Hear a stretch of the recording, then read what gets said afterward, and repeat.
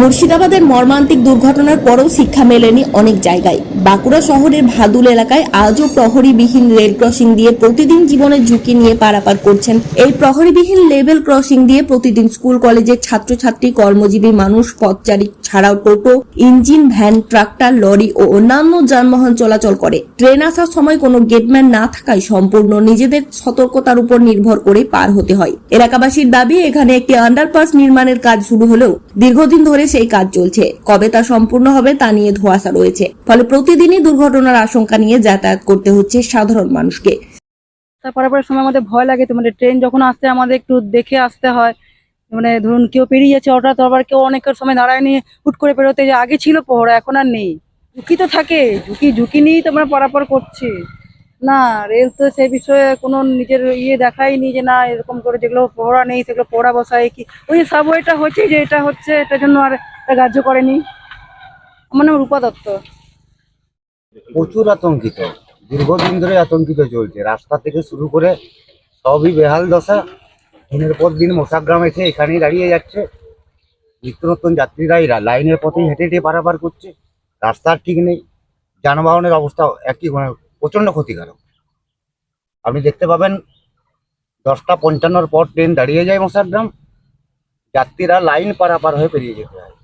আর কোনো গার্ড নেই, রেলের কোনো ব্যবস্থা নেই, কোনো নিরাপত্তা রক্ষে রাখা হয়নি যে মানুষকে পারাপার করতে পারে। কীভাবে ঝুঁকি থাকে, দিনের পর দিন তো অ্যাক্সিডেন্ট হচ্ছে। এই ক্রসিংয়ের আগেটাতেই যে উড়ালপুর, তার সামনেতেও চলছে। এর আগেও দুটো স্কুল পড়ুয়া ছেলে বাসে অ্যাক্সিডেন্ট হয়েছে। রেলের নিরাপত্তা রক্ষী দরকার আছে, মানুষের দরকার আছে, যাতে করে এখানে মানুষ পারাপার করতে পারে। ট্রেনটাকে অবশ্যই দেখে একজন মানুষ রেখে পরে পারাপারের জায়গাটা যেন সুরক্ষিত রাখতে পারে। কি নাম? আমার নাম অভিজিৎ সিনহা, ভাদুলে বাড়ি।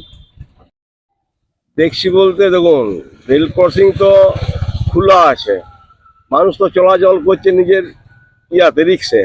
এবার হচ্ছে যে কখন কি হবে সেটা তো আমি বলতে পারবো না, কিন্তু দীর্ঘদিন আমরা এখানে চলাচল করছি অনেকদিন ধরে। রেলের গাফলাতে এখনো ওই আপনার আন্ডারপাসটা এখনো করে না। আর ধীরে ধীরে ধীরে ধীরে হয়ে গেলে তো আমাদের ভালো হয়, সমস্যাটা মিটে যায়। আর প্রথম হচ্ছে আমরা একটা ব্যক্তিগতভাবে আমরা একটা গার্ড রেখেছিলাম। ব্যক্তিগত গার্ড রাখার ফলে কয়েকজন মিলে আর কি, তারা কেউ পয়সা দিচ্ছে নাই, গার্ড ছেড়ে দিয়েছে। তা আমার বক্তব্য হচ্ছে প্রশাসনের কাছে আমার অনুরোধ, একটা যতদিন না ওভার আন্ডারপাসটা হচ্ছে অন্তত একটা সিভিক, অন্তত সিভিক তো এখন অ্যাভেলেবেল আছে, দিতে পারে তো সরকার সিভিক। এখন বলুন, একটা সিভিক দিলে তো সমস্যা মিটে যায়। একদম আমরা বিষ্ণুপুর থেকে আরম্ভ করে ওই সাইড থেকে আপনার গোটা যে অঞ্চলটা গোটাই আছে ওইদিকে গোটা, আমরাও তো ওন্দা গেলে এই দিক দিয়ে যাই। আমার নাম অসীম গড়াই। ব্যুরো রিপোর্ট, জেলার বার্তা নিউজ।